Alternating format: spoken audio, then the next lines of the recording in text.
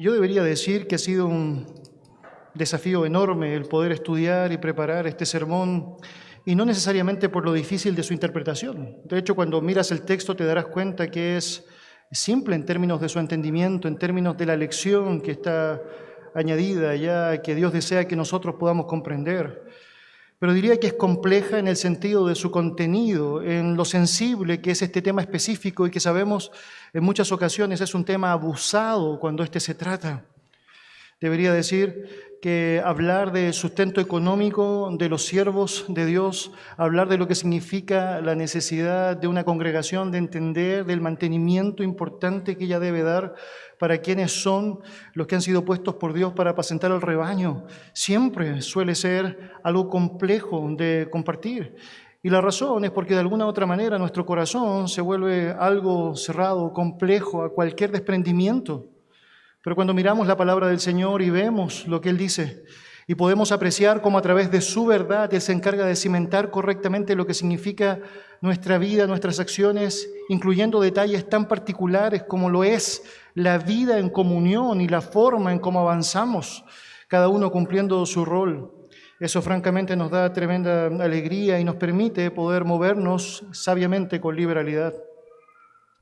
En mis 16 años como pastor, nunca me ha tocado predicar, porque el Señor así lo ha dispuesto, un texto así. Es obvio, tengo un compromiso con la predicación expositiva, por lo tanto, a lo largo de todo lo que ha sido la predicación de la palabra de Dios, a través de todos los libros que hemos estado viendo, nunca ha habido un texto específico que ha dado alusión directa a lo que significa el sustento pastoral. Y eso, de alguna manera, hace que la obra del Señor sea mucho más latente en la realidad eclesiástica. Y la razón es porque también en estos 16 años como pastor, nunca, pero nunca, absolutamente nunca, he dejado de ver el amor y la preocupación de la Iglesia Bíblica Roca Grande a lo que significa mi propio sustento personal y lo que implica la vida que hemos llevado como familia para servirles. Por lo tanto, mientras preparaba todo esto, yo debería decir que la historia de la Iglesia es la mejor introducción a lo que será este tema específico que vamos a comenzar a abordar hoy día. Debería decir, por cierto, que el Señor nos va a ayudar a través de este pasaje a poder poner de buena manera en nuestro corazón las bases correctas de lo que significa aquello. Y por cierto, obviamente, el privilegio de poder cimentar todo aquello que por su gracia ha permitido que esta iglesia pueda practicar a lo largo de los años. Por lo tanto, lo que haremos en esta mañana será reafirmar nuestra concepción bíblica de lo que el texto nos está señalando y, por cierto, el poder sostener de buena manera la forma en cómo el Señor espera que tanto aquellos que están en el liderazgo como aquellos que son parte del rebaño de Dios en términos de la iglesia puedan hacer conforme a los propósitos divinos. Ahora, es importante decir que el pasaje que vamos a tratar hoy día se encuentra enmarcado en un contexto específico. Ese contexto tiene que ver con respuestas de Pablo que han sido formuladas por la iglesia de Corinto y que él se ha encargado de ir respondiendo una tras otra. A partir del capítulo 7 en adelante usted puede apreciar cómo eso se hace latente. Y cuando llegamos al capítulo 8, comienza a tratar una pregunta que era parte de un asunto que la iglesia estaba viviendo de una manera bien sensible. Tenía que ver fundamentalmente con la realidad de comer carne que había sido sacrificada a los ídolos. Déjeme explicarlo así para contextualizar. Las personas paganas tenían una costumbre de adoración a diferentes deidades y una de esas costumbres de adoración a diferentes deidades implicaba entregar sacrificios. Obviamente no solo los paganos tenían esa concepción, recuerde usted, era parte de lo que Dios mismo había establecido en el Antiguo Testamento como ofrendas a su nombre. Pero lo cierto es que aquí había una distorsión completa de lo que eso significaba. Y había todo un negocio, un comercio deambulando frente a esta realidad. Usted podría saber que dentro de las 30.000 deidades que algunos argumentan existían en aquel tiempo, había toda una idea, todo un ritual que implicaba llevar un animal, el mejor animal. Ese animal era sacrificado en una parte para lo que era su señal de adoración a la deidad específica que ellos asumían como tal. Otra parte era para los sacerdotes y aquellos que estaban a cargo del templo, pero había una parte que por lo general quedaba, y los mismos sacerdotes tenían un negocio asociado a eso. Era la venta de esa carne a un precio obviamente mucho más barato que lo que podría valer la calidad de esa carne dentro del mismo templo. De hecho, varios templos no solamente eran en parte de ellos carnicerías, sino que también en parte de ellos eran restaurantes, en donde la gente podía pedir platos específicos con esta carne riquísima, que era la mejor, por cierto, a un precio que habría sido inaccesible fuera de ese contexto. Ahora entonces tenemos un grupo de hermanos que estaban disfrutando de eso, diciendo, bueno, si los ídolos no son nada, francamente existe solo un Dios, solo un Señor, no me importa comer esa carne, tengo libertad para comerla, no estoy haciendo ningún ritual de adoración al comer de aquello. Y por otro lado, ellos decían, la comida no me hace más o menos espiritual, por lo tanto, ¿cuál es el problema con eso? Debo hacer derecho de mi libertad para poder comer.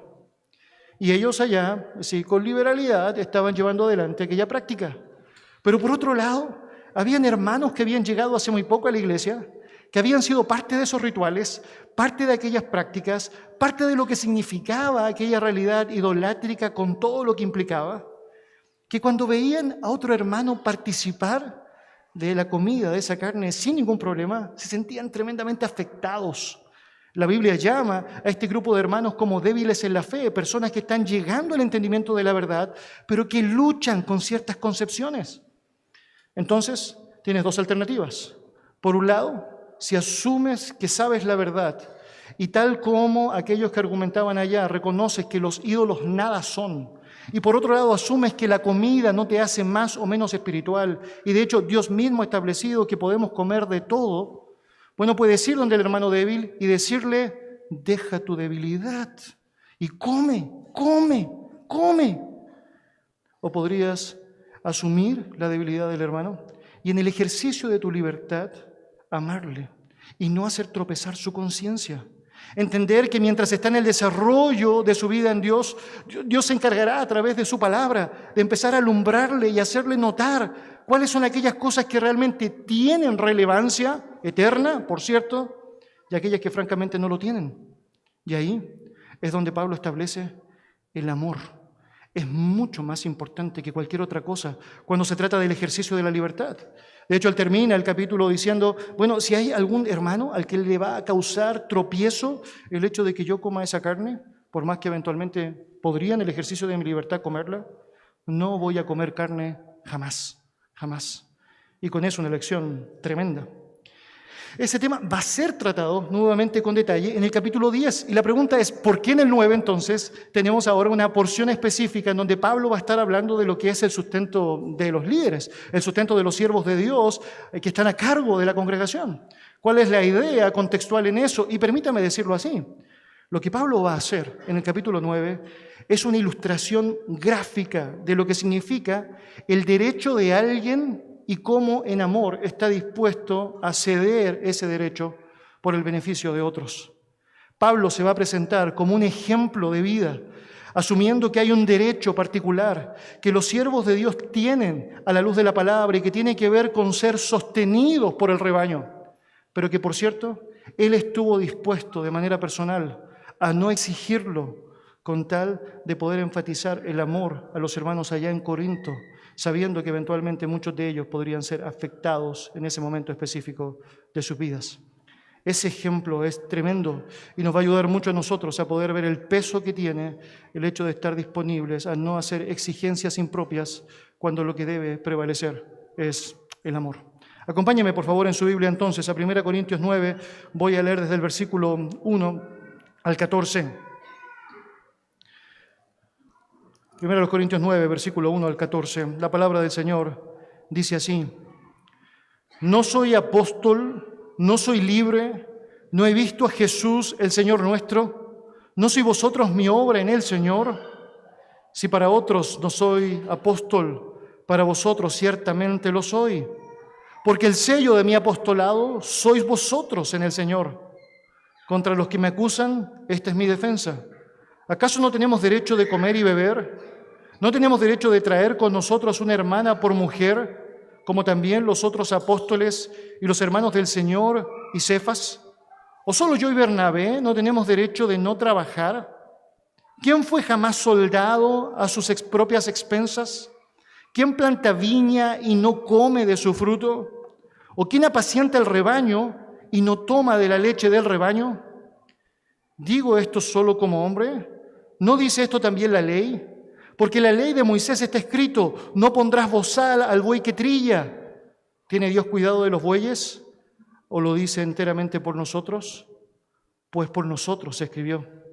Porque con esperanza debe arar el que ara, y el que trilla con esperanza de recibir del fruto. Si nosotros sembramos entre vosotros lo espiritual, ¿es gran cosa si segáremos de vosotros lo material? Si otros participan de este derecho sobre vosotros, ¿cuánto más nosotros? Pero no hemos usado de este derecho, sino que lo soportamos todo por no poner ningún obstáculo al Evangelio de Cristo. ¿No sabéis que los que trabajan en las cosas sagradas comen del templo y que los que sirven del altar participan? Así también ordenó el Señor a los que anuncian el Evangelio que vivan del Evangelio. Vamos a orar. Señor Dios, te damos muchas, pero muchas gracias por tu verdad y por darnos a nosotros un entendimiento amplio, Señor, y también específico de esta. Gracias, Señor, porque nos permites disponer nuestro corazón a lo largo de lo que ha sido todo nuestro tiempo en tu verdad, para llegar a puntos como estos, en donde tú cada semana estás confrontando nuestro corazón y estás permitiéndonos a través de lo que nos señalas cómo proceder rectamente, cómo proceder de la manera que te agrada, Señor. Y Dios, te damos gracias porque sabemos, has preparado este tiempo específico para que podamos abordar esta sección y juntos, Señor, podamos darte gracias por tu sabiduría, por la manera, Señor, en cómo nos enseñas cada detalle y por cómo, Señor, podemos nosotros ir conformándonos día a día de la manera que tú esperas, Señor, en aquella iglesia que se santifica por tu palabra para presentarse un día ante ti gloriosa y sin mancha. Señor, ayúdeme a poder no estorbar aquello que usted desea decir a su pueblo y ayúdenos, Señor, a poder gozar de la santificación que haces por medio de tu verdad. En el nombre de Jesús oramos. Amén, amén, amén.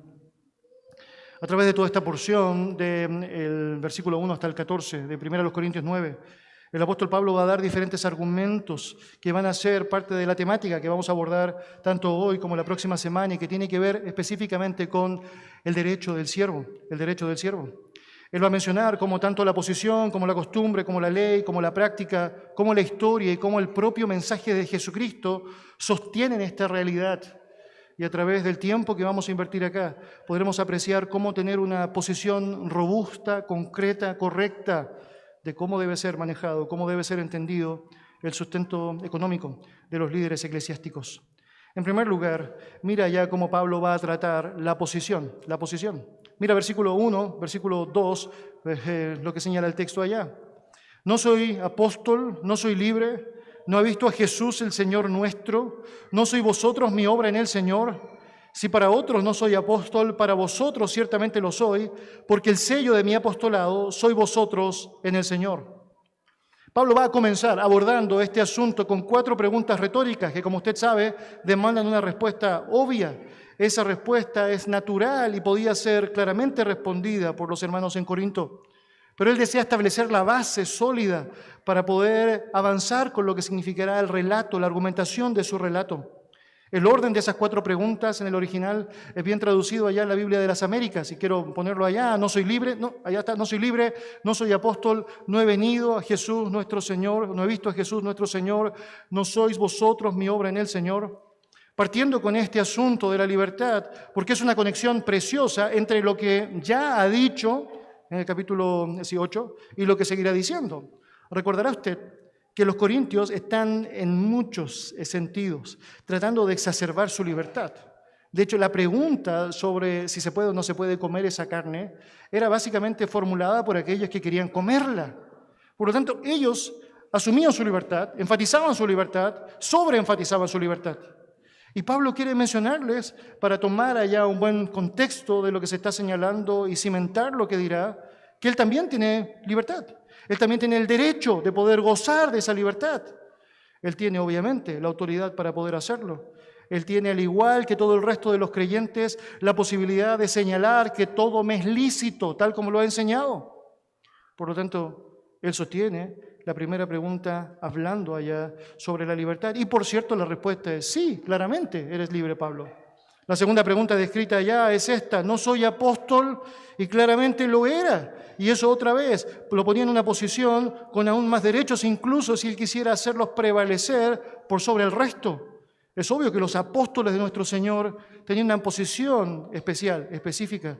Es evidente que aún hay promesas particulares dadas por la palabra del Señor a los 12 apóstoles, con todo lo que eso involucra.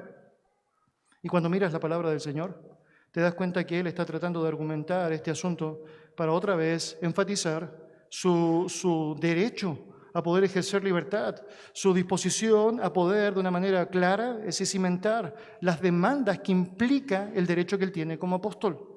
Ahora, obvio, tiene derechos como apóstol, y todo lo que dirá en el párrafo completo es que incluso está dispuesto a negar esos derechos por amor, tal como ha sido la lección que desea enfatizar la Escritura.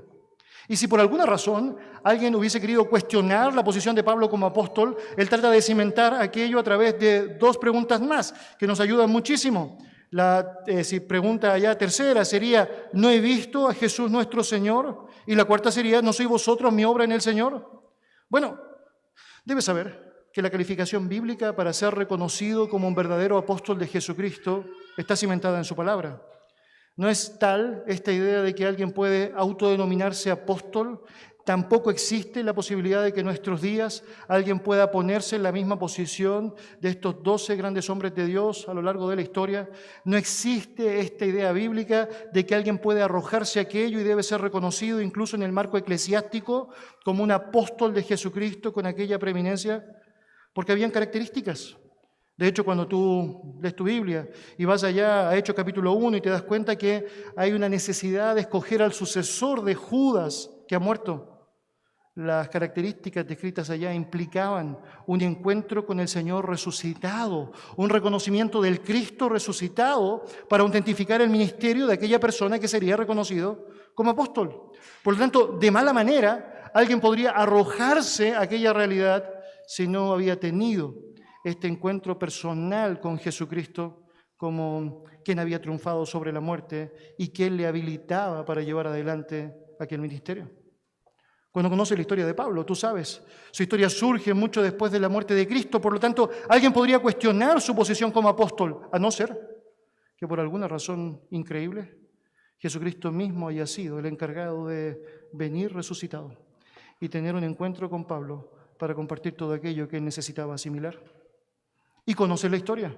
En Hechos capítulo 9 se describe cómo Pablo era un perseguidor de la iglesia y estaba haciendo todo lo posible para destruir cualquier concepción que existiese sobre Cristo reconocido como tal. Y ves la historia que él está iniciando una campaña para salir de los límites de Jerusalén, para poder perseguir a todos aquellos que se levantaban como seguidores de Jesús. Y dice que va a Damasco, y camino a Damasco, dice que el propio Señor, con una visión gloriosa, está allá, llegando a la vida de Pablo, quien queda así ciego con todo lo que implica esta gloria reflejada allá. Y Jesucristo mismo le dice: Pablo, yo soy el que tú estás persiguiendo. Te estás equivocando, no estás haciendo bien lo que tendrías que haber hecho bien y puedes hacerlo bien. Y llega ya al punto en donde Pablo es comisionado por el propio Señor para llevar adelante una tarea impresionante. Y si vas en tu Biblia, por favor, al libro de Hechos, quiero que me acompañes al capítulo 22 y vea ya cómo Pablo está narrando una escena increíble. Hechos, capítulo 22.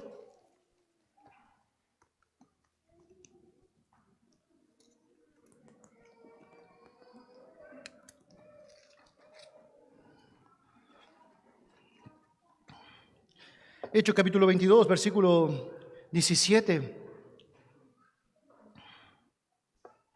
Dice el texto lo siguiente: y me aconteció, vuelto a Jerusalén, que orando en el templo, me sobrevino un éxtasis, y le vi que me decía: date prisa y sal prontamente de Jerusalén, porque no recibirán tu testimonio acerca de mí. Yo dije: Señor, ellos saben que yo encarcelaba y azotaba en todas las sinagogas a los que creían en ti. Y cuando se derramaba la sangre de Esteban, tu testigo, yo mismo también estaba presente y consentía en su muerte y guardaba las ropas de los que le mataban. Pero me dijo: ve, porque yo te enviaré lejos a los gentiles. Y tienes entonces el suceso descrito en la Biblia, en donde Jesucristo se le aparece allá de una manera impresionante en este encuentro camino a Damasco. Y tienes acá otra escena descrita en la Biblia, en donde en Jerusalén Pablo tiene el privilegio de ver a nuestro propio Señor compartiendo con él la misión que él debía llevar adelante, que debía completar, que debía enfatizar. Pero tienes una escena aún mucho más impresionante y atingente en nuestro contexto. Si tú vas, por favor, al capítulo 18 de Hechos, notarás cómo en Corinto mismo, Pablo llegando allá y cumpliendo la misión que Dios le había asignado, se encuentra con tremendo temor, tremendo temor.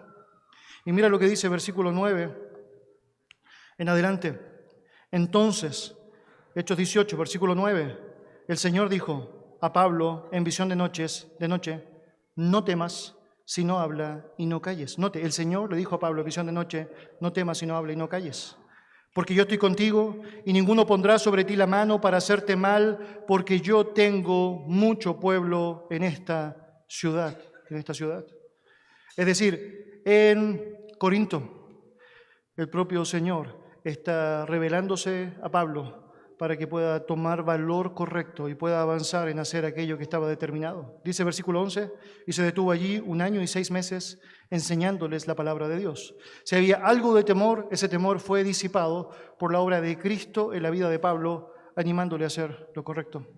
Mis hermanos, las referencias de la obra de Cristo en la vida de Pablo son impresionantes. El libro de Gálatas dice que fue discipulado en el camino de Dios por el propio Señor en el desierto de Arabia, por el propio Señor Jesucristo. Allá Pablo, siendo su alumno privilegiado, es decir, bendecido con todo lo que eso implica. Cuando participamos de la Cena del Señor, citamos 1 Corintios capítulo 11, donde Pablo señala, porque yo recibí, note, del Señor lo que asimismo os he enseñado, que el Señor Jesús, la noche que fue entregado, tomó pan, manifestando específicamente que quien le enseñó cómo se debía llevar adelante la cena fue el propio Señor Jesucristo. Por lo tanto, que alguien venga en la actualidad y se arroje el rol de ser un apóstol y no haya pasado por todo el filtro bíblico de lo que eso involucra, reconocido filtro bíblico con todo lo que eso involucra, francamente no tiene sentido, francamente no lo tiene. Y Pablo está diciendo, es decir, soy un apóstol, por lo tanto tengo derechos, por cierto que los tengo una posición que Dios en su gracia, bendita gracia, me ha otorgado, por cierto que me la ha otorgado. Y allá se sostiene todo aquello que seguirá señalando. Pero una pregunta más, sigue diciendo, ¿no sois vosotros mi obra en el Señor? El ver a Cristo no solo fue una verificación de su apostolado, sino que también la iglesia de los Corintios. Si había una demostración de que Pablo era un siervo de Dios, un apóstol de nuestro Señor Jesucristo, era la evidencia palpable de lo que significaban los frutos allá. Y la iglesia en Corinto era parte de los frutos que autentificaban el llamamiento y la obra, el ministerio del apóstol Pablo. De hecho, él señala ya, ustedes son la marca o el sello, de alguna manera son el reconocimiento viviente para probar que realmente he sido un siervo de Dios. Ustedes pueden atestiguar lo que significa no solo el hecho de haber reconocido la verdad del Evangelio, haber crecido en la verdad del Evangelio, producto de lo que ha sido mi entrega en obediencia a la obra que el Señor desea que tuviese que llevar, que tenga que llevar. Y como obviamente, es decir, algunas personas podrían pensar que Pablo, estaba evitando ser sostenido y por eso trabajaba, por eso estaba llevando adelante la elaboración de tiendas, como señala la Biblia, o de carpas, como podría ser entendido en nuestros días. Podrían asumir entonces que Pablo no se reconocía como un apóstol que merecía o no disfrutar de los derechos que esto asignaba. Y la respuesta de Pablo es no tiene que ver con que desprecio el rol, sino más bien tiene que ver con que estoy dispuesto a negar el derecho que realmente me corresponde. Y allá entonces viene la defensa. Mira versículo 3, si vuelves allá a 1 Corintios, capítulo 9, versículo 3. Dice el texto al comenzar, contra los que me acusan, esta es mi defensa. Y lo hace en términos legales, judiciales. Él trata de argumentar de una manera que sea completamente entendible para ellos. Si hay una acusación, hay algo que está señalando a algunas personas que involucra mi incapacidad de ser reconocido como un siervo de Dios, bueno, usted debe saber, allá está mi defensa. Ustedes han visto, han apreciado, soy un apóstol, he tenido un encuentro personal con el Jesucristo resucitado, he sido comisionado por Él y ustedes son la evidencia palpable de que soy un siervo de Dios. Entonces, dado aquello, versículo 4. ¿Acaso no tenemos derecho de comer y beber? Versículo 5. ¿No tenemos derecho de traer con nosotros una hermana por mujer, como también los otros apóstoles y los hermanos del Señor y Cefas? ¿O solo yo y Bernabé no tenemos derecho de no trabajar? Nota allá la serie de preguntas entonces, otra vez tratando de convocar la conciencia de los corintios. ¿Acaso no tenemos derecho de comer o beber? Pablo deja en evidencia la situación natural que obviamente debía recibir o debía apreciar el hecho de poder comer. Al mencionar, obviamente, la comida, la bebida, él está demandando de los demás una respuesta afirmativa. En otras palabras, la iglesia debía ser comisionada para asumir una responsabilidad específica que implicaba la alimentación del apóstol Pablo. Cuando dice nosotros, obviamente está incluyendo a otros que estaban en el mismo rol, la misma distribución, la misma posición del apóstol Pablo en servicio a los creyentes. Más adelante va a mencionar a Bernabé. Y él está señalando allá, es decir, no tenemos derecho a comer si en la práctica nosotros estamos sirviéndoles a ustedes y llevando una tarea específica adelante. Mira, versículo 5, no tenemos nosotros derecho a traer con nosotros una hermana por mujer, como también los otros apóstoles y los hermanos del Señor y Cefas. Era costumbre que los apóstoles, los misioneros, aquellos que estaban encomendados de un lugar a otro, pudiesen viajar acompañados de sus esposas. Y era también algo asumible que las personas que recibían a estos líderes que estaban compartiéndoles la verdad, pudiesen ayudarles con lo que implicaba el costo de su viaje y su traslado. En ese contexto era apreciable pensar que aquellos que estaban llevando adelante el rol de la palabra pudiesen viajar también con sus esposas. Y de hecho Pablo va a mencionar ejemplos concretos de personas que lo hacían. Dirá, por ejemplo, que los otros apóstoles lo podían hacer. Dirá que los hermanos del Señor lo podían hacer. Y tú sabes, María y José, bíblicamente hablando, tuvieron hijos allá o medios hermanos de Jesús, que en el caso de algunos, como Judas y Santiago incluso, llegaron a ser grandes hombres de Dios que escribieron epístolas de nuestra Biblia. Estos hombres viajaban con sus esposas. Y de hecho menciona a Cefas, alguien muy conocido. Recordarás el comienzo del libro de Corintios, cómo habían algunos que eran seguidores acérrimos del ministerio de Pedro. Y no es casualidad que precisamente la Biblia haga un énfasis en el hecho de que Pedro estaba casado. De hecho, Jesús le sanó a la suegra. En términos concretos, lo que el apóstol Pablo está señalando allá, si yo tuviese el privilegio de estar casado, y sabemos que en ese momento claramente no lo estaba, ¿no tendría el derecho de poder recibir de ustedes el sustento necesario, pero no solo para mí, sino también para poder viajar con mi esposa, para poder libremente vivir una vida entregada al ministerio y al servicio, en donde ustedes pudiesen recibir el privilegio que es tener a alguien que pueda entregarse por completo a lo que significa vuestro crecimiento, vuestro desarrollo, vuestro avance? Obvio que hay asuntos muy prácticos acá que no podemos dejar por alto. Nota cómo lo expresa. No tenemos derecho de traer con nosotros una hermana por mujer. Recuerda, el matrimonio correcto debe ser entre creyentes. Una hermana por mujer. Era parte del principio establecido allá. Pero también mire lo práctico que implica el hecho de poder moverte cuando estás yendo de un lugar a otro acompañado de la persona que es más importante en esta tierra para ti. Aquella persona que puede ayudarte, animarte, que puede ser quien pueda guiar muchos asuntos que involucran el desarrollo de tu vida, que obviamente te ayuda también a mantenerte en una línea correcta de pureza y santificación. Es obvio que tiene un sentido correcto pensar en eso. Y es que Pablo está tratando de enseñar a los corintios, es bueno pensar en el privilegio que tiene aquella persona que está dedicada al ministerio a poder ser sostenido con su familia en cuanto a todo aquello que está implicado allá, en cuanto a todo aquello que son parte de las demandas. Y él menciona, varios tenían la oportunidad de hacerlo, pero por alguna razón él no. Mira lo que dice el versículo 6. ¿O solo yo y Bernabé no tenemos derecho de no trabajar?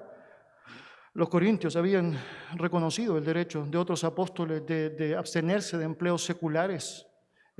Pablo y Bernabé no tenían ese reconocimiento. Ellos habían optado voluntariamente por poder trabajar con sus manos, no querían ser una carga específica para los hermanos en lo que significaba esta propia etapa de sus propias vidas.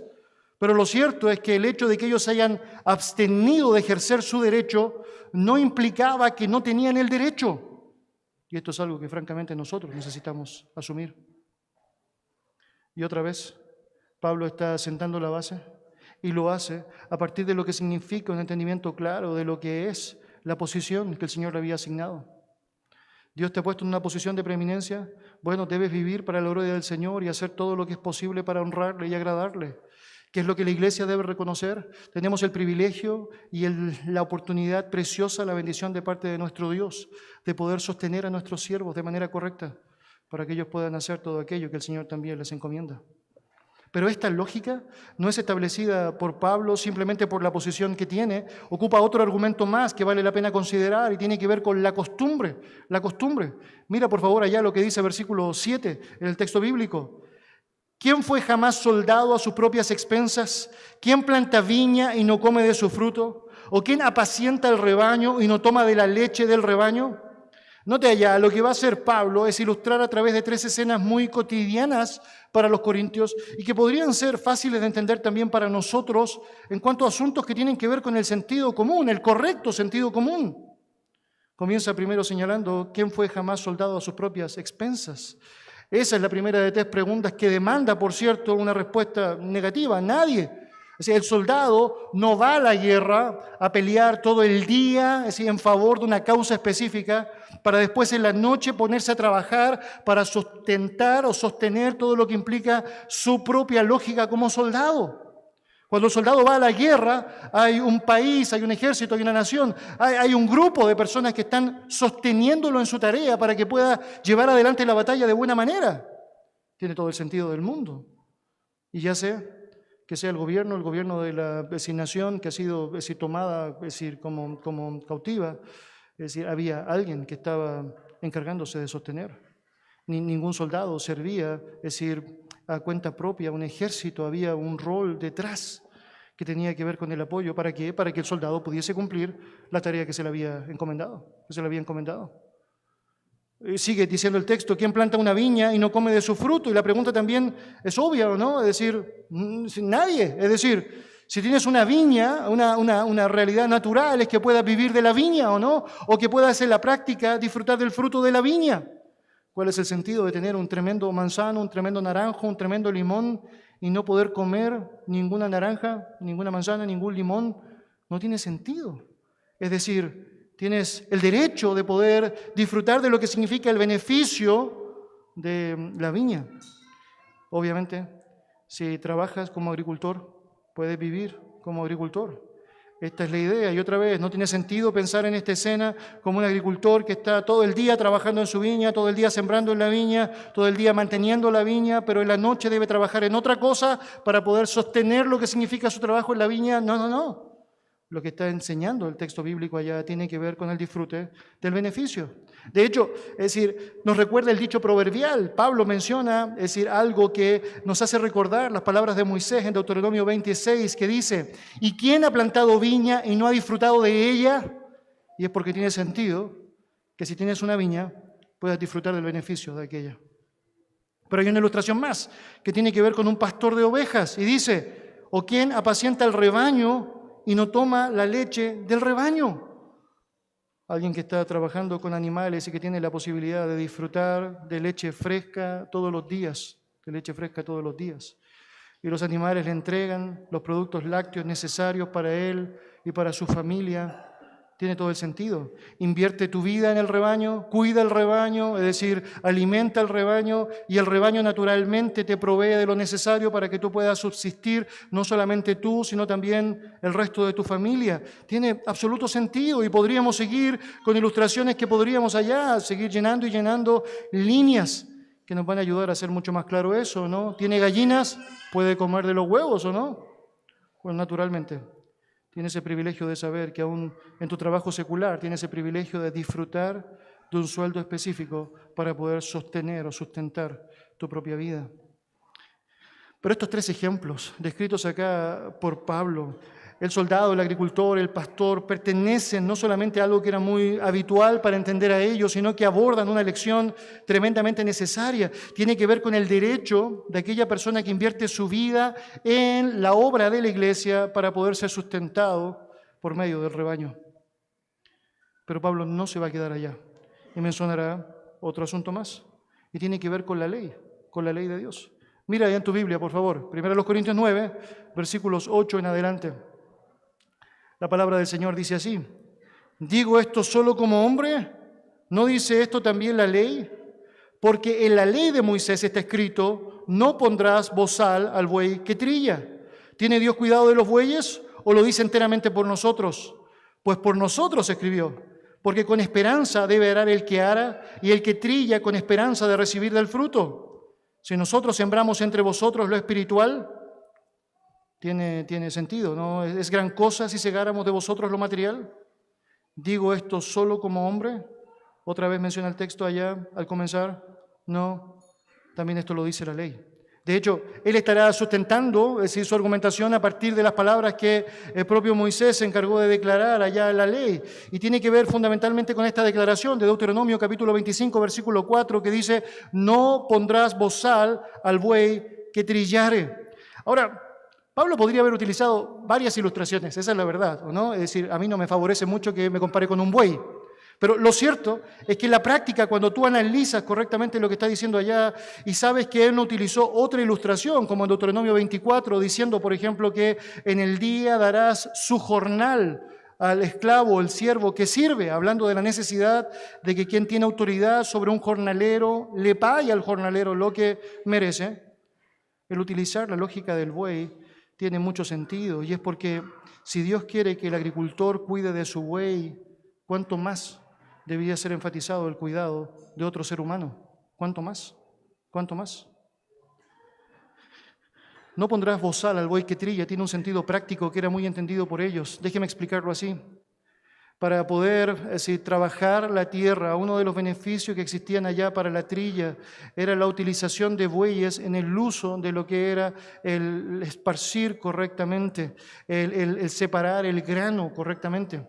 Y había una tabla que era puesta, sobre esa tabla se le colocaba peso, en algunas ocasiones sobre esa tabla se ponía una persona encima, como una tabla de surf, si quiere utilizar una ilustración práctica para entenderlo, y esa tabla era atada a bueyes que avanzaban, obviamente llevando el peso de esta tabla, y obviamente con eso se separaba lo que era necesario allá del trigo y el grano.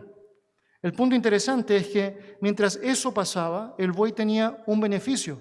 Si bien estaba desgastándose completamente y ejerciendo su fuerza para hacer ese trabajo duro de arrastre, el beneficio era que podía comer lo que había, lo que quedaba. Él tenía el privilegio de poder alimentarse de aquello por donde él estaba pasando. Era parte del derecho natural que asumían, era obvio que podía recibir. De alguna manera, si está trabajando tan fuerte por lo que significa mi propio beneficio, si está arduamente entregado en lo que significa mi propia, es decir, bendición, ¿por qué yo pensaría que sería impropio que pudiese recibir del beneficio de su trabajo? Mira lo interesante de todo eso, es porque de alguna manera cuando miras la escena podrías asumir con claridad que es muy cruel que si el buey lo único que va a tener es alguno de los restos que va a estar recibiendo del trabajo, le pongas un bozal. Es decir, estás estrujando, oprimiendo, estás abusando de un animal y que no tiene ninguna posibilidad de disfrutar de un beneficio, de un derecho específico o asumido allá. De hecho, esto era tan interesante que en la lógica judía, una persona que ponía un bozal a un buey era disciplinado en la sinagoga, era disciplinado.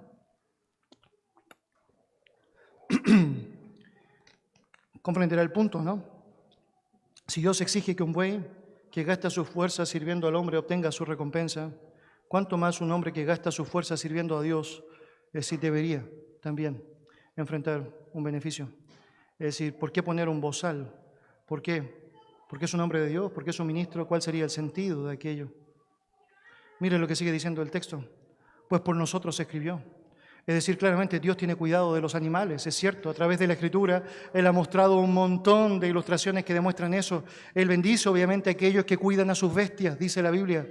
También es muy interesante cuando lees la Escritura que Él dice que Él se encarga de los animalillos, aún los pajaritos, para que ellos no mueran de hambre. Obviamente, Dios cuida su creación. Pero nota el énfasis de esto, ¿cuánto más?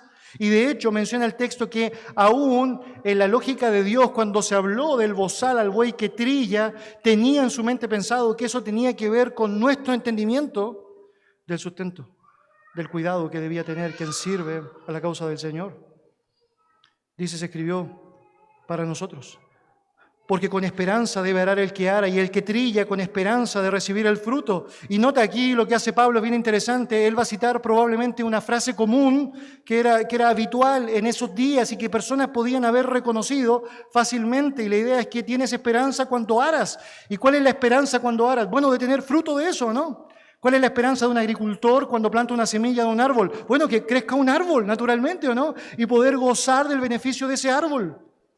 He conocido a algunas personas que han puesto árboles específicos con propósitos particulares, ¿o no? Me han dicho, pastor, yo quiero que ese árbol me dé sombra. Es que necesito sombra. Y obvio, mientras aguardamos el crecimiento de un árbol como eso, ¿no? Tenemos completa expectativa, ¿o no?, de que va a cumplir el propósito que obviamente se le asignó. De la misma manera, cualquier fruto específico plantado tiene la esperanza que sea dado, que sea otorgado. ¿Nota la idea de Pablo? Obviamente hay esperanza de que en el servicio al Señor, de que en la obra del Señor, Dios mismo se va a encargar de recompensarte. Y lo va a hacer, sin duda, de las maneras que Él tiene pensado, pero la forma natural como Dios recompensa a quienes están en el liderazgo de una congregación es a través del sustento que la misma congregación se encarga de asignar. Es obvio que Pablo desea establecer un principio claro. Y mira el versículo 11, allá como aún fortalece mucho más el punto. Si nosotros sembramos entre vosotros lo espiritual, ¿es gran cosa si segáramos de vosotros lo material? Y un concepto de reciprocidad muy interesante mencionado por Pablo allá. Mira, cuando estás recibiendo la palabra eterna, cuando alguien está compartiendo contigo las verdades que no solo son terrenales, que tienen implicaciones divinas y gloriosas, que tienen que ver con tu andar, con tu sabiduría, con la manera en cómo puedes moverte aún en esta perversa generación, que tienen que ver con tu alma. Tiene mucho, es decir, complejo, es una gran dificultad pensar que pudieses proveer materialmente cuando sabes que estás siendo tremendamente cultivado espiritualmente. Y hermanos, yo creo que eso no solamente es una lógica que Pablo está queriendo hacer, sino que también es una advertencia. No tienes ningún derecho, ninguna responsabilidad de apoyar a quien no está invirtiendo en tu vida espiritual. Por cierto que no. Por cierto que no tienes derecho a invertir en la vida de alguien que pasa adelante y simplemente cuenta historias de su propia vida, que pasa adelante y simplemente trata de imponer sus propios términos. Por cierto que no tienes ninguna responsabilidad de querer asumir un rol con aquel que no está siendo un siervo de Dios como Dios esperaría que fuese. Pero por cierto, si realmente alguien está invirtiendo y sembrando en ti correctamente lo espiritual, es un privilegio el poder cegar lo material para él. En Gálatas capítulo 6, versículo 6 señala, el que es enseñado de la palabra, haga partícipe de toda cosa buena al que lo instruye. Y tiene sentido, ¿no? Él dice, miren Corintios, Pablo lo señala así, si sembramos en ustedes cosas del Espíritu, las cosas que transforman la vida, las cosas que son eternas, las cosas que son para siempre, ¿tiene sentido que ustedes puedan proveer para alguien como yo, dice Pablo, de algunos aspectos materiales? Y la pregunta es obvia. Claro que lo tiene, claro que lo tiene. Pero muchas veces la mentalidad del cristiano a lo largo de la historia ha sido, es decir, pensar completamente distinto a aquello. Y en dos extremos. Por un lado, pensar que el siervo del Señor debe casi ser un mártir, que no debe tener ningún tipo de ayuda, pudiendo ayudarle, que debe, es decir, sobreponerse, es decir, como pueda, es decir, disfrutando el costo de lo que implica en términos familiares, en términos relacionales, aquello. Mientras más tormentosa parezca su vida, pareciera que es un beneficio mayor para lo que significa, pero no somos nosotros los encargados de oprimir ni infringir tal opresión.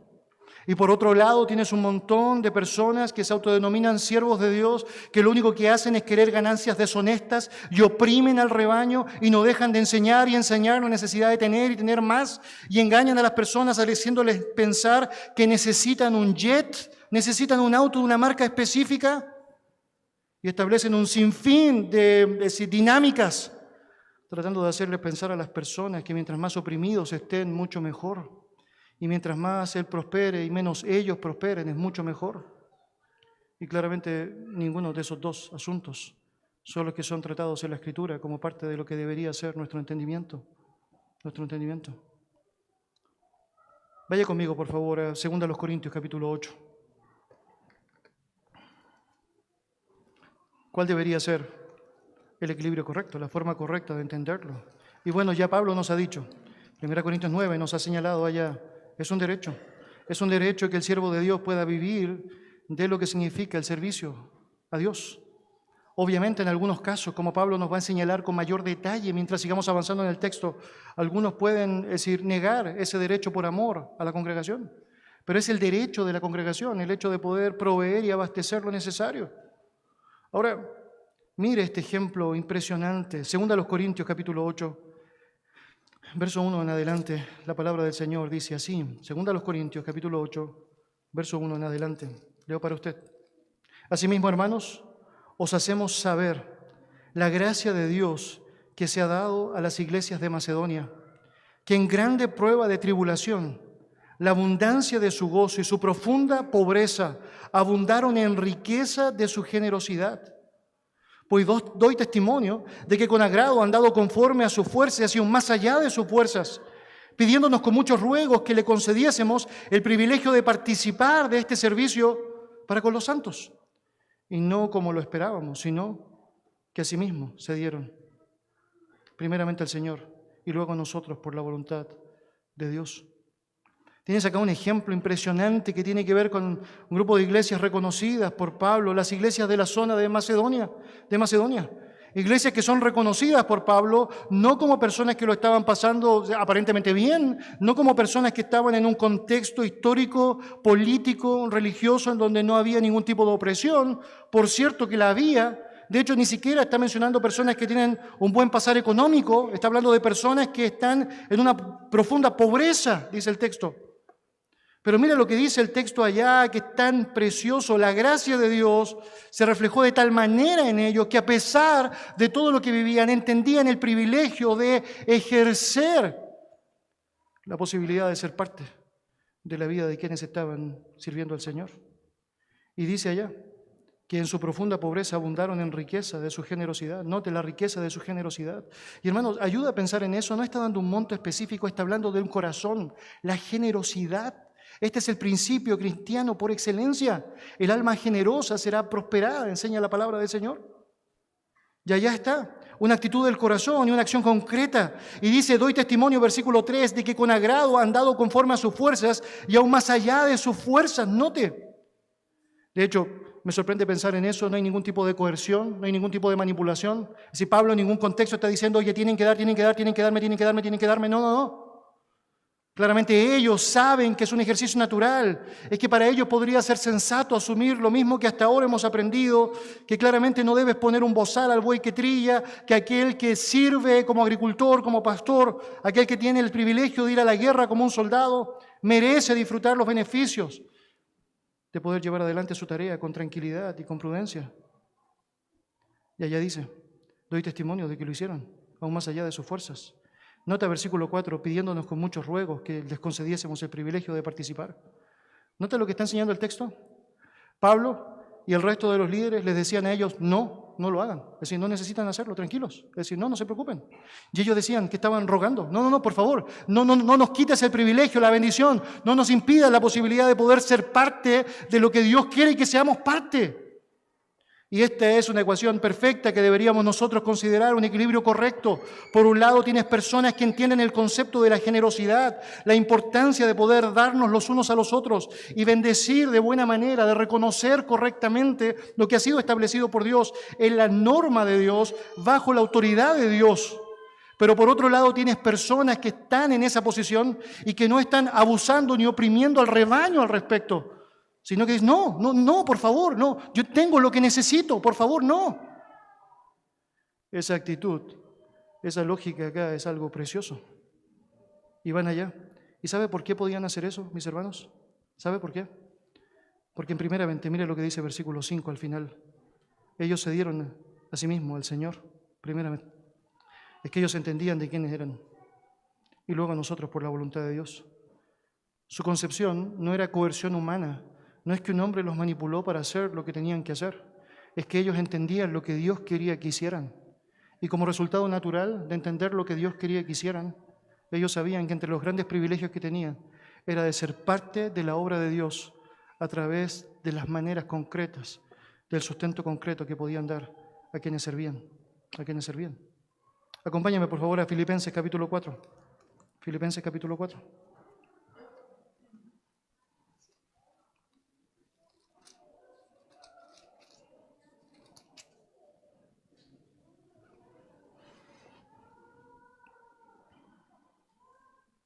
Filipenses capítulo 4, versículo 10.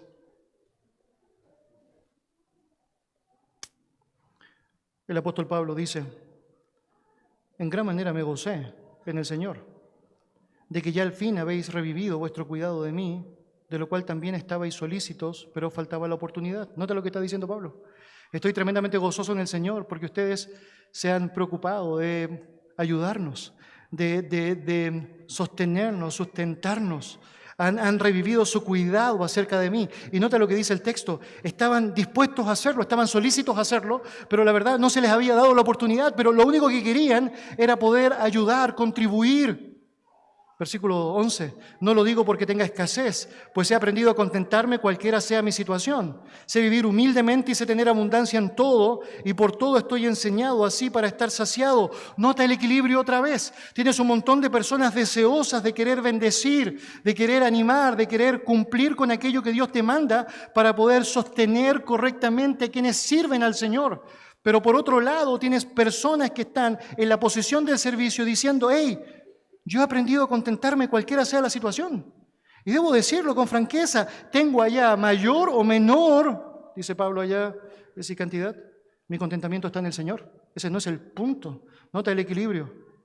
No es que estoy demandando a la iglesia que debo tener y que debo tener y que debo tener y debo tener esto, sino que estoy dispuesto a contentarme en el Señor, sea lo que sea. Y por otro lado, la iglesia sabe, tengo una responsabilidad que cumplir. Mire cómo sigue diciendo, versículo 13, todo lo puedo en Cristo que me fortalece. Ahí está el contexto de ese pasaje tan conocido, ¿no? ¿Qué cosa puedo en Cristo que me fortalece? Bueno, contentarme, tenga mucho o tenga poco, ese es el punto. Versículo 14, sin embargo, bien insiste en participar conmigo en mi tribulación.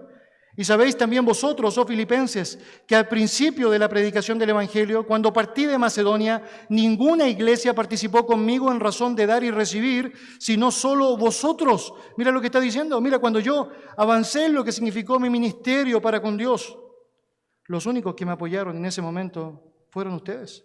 Versículo 16. Pues a una Tesalónica me enviaste una y otra vez para mis necesidades. No es que busque dádivas, note eso, no estoy buscando, no estoy demandando, no lo estoy exigiendo, aunque es el derecho del siervo, dice la Biblia, sino que busco fruto que abunde en vuestra cuenta.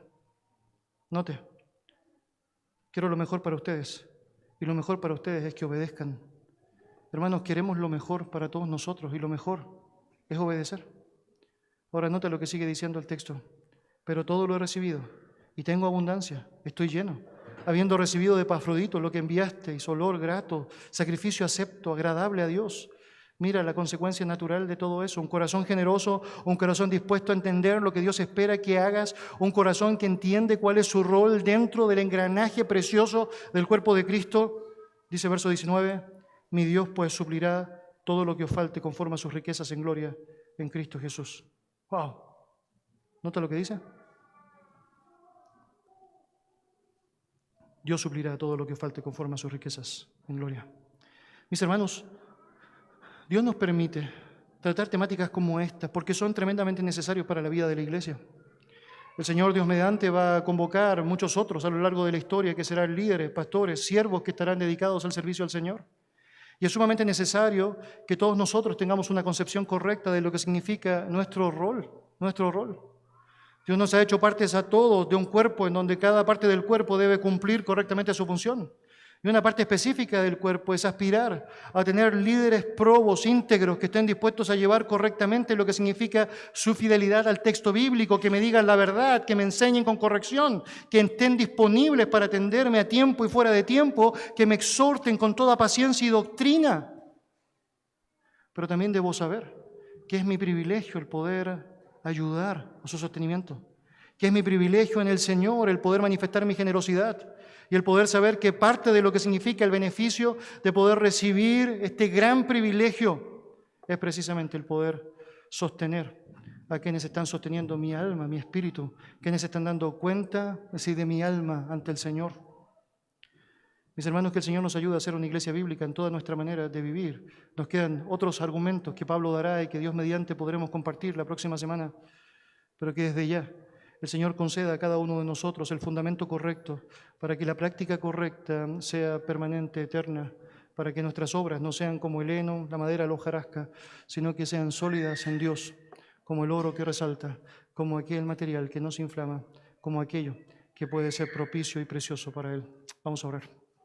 Señor y Dios, te damos muchísimas gracias por tu verdad. Gracias, Dios, porque nos permites poder vivir a través de estos momentos y estos tiempos, Señor, lecciones tan necesarias, Padre. Todos nosotros muchas veces estamos, pensando en cuál es la actitud, la acción, cuál es el rol que tú esperas que cumplamos dentro de tu cuerpo, Señor. Y es evidente que a través de pasajes como estos, no solamente solidifica cuál debe ser la convicción del liderazgo y su rol, su disposición, el corazón que debe tener cada uno que lleva adelante la tarea de llevar el Evangelio a otros y cómo debe estar disponible para hacerlo, sea cual sea la situación, contentándose en la gracia y el sostenimiento del Señor. Pero también, Señor, gracias porque tú enseñas a través de tu palabra cómo tenemos un rol, en cómo todos nosotros somos parte de un desafío y un privilegio precioso que guarda relación con el sostenimiento de otros, guarda relación con el privilegio de poder tener a otros que están disponibles para ayudar a mi alma, a mi espíritu, para enseñarme, para corregirme, para estar dispuestos, para estar donde tienen que estar y cuándo tienen que estar. Y Señor, yo te doy gracias, porque tú nos permites como iglesia vivir de una manera muy práctica eso, de muchas maneras. Te agradezco enormemente por esta iglesia y por lo que ha sido su cuidado, su provisión, su sustento para mí y mi familia durante tantos años. Pero Señor, sé también que tú nos permites poder pensar en ir mucho más allá. Y tú nos puedes permitir, Señor, ver cómo levantarás otros siervos tuyos, Señor, misioneros que pueden salir de este lugar, Señor, otros pastores, Señor, que serán convocados al establecimiento de otras obras, otros pastores que serán parte de esta misma obra, Señor. Y ayúdanos a no olvidar su derecho. Ayúdanos, Señor, a no desatender nuestro privilegio. Ayúdanos, Señor, a poder ser bíblicos en toda nuestra manera de ser, de pensar y de actuar. En el nombre de Jesús oramos. Amén.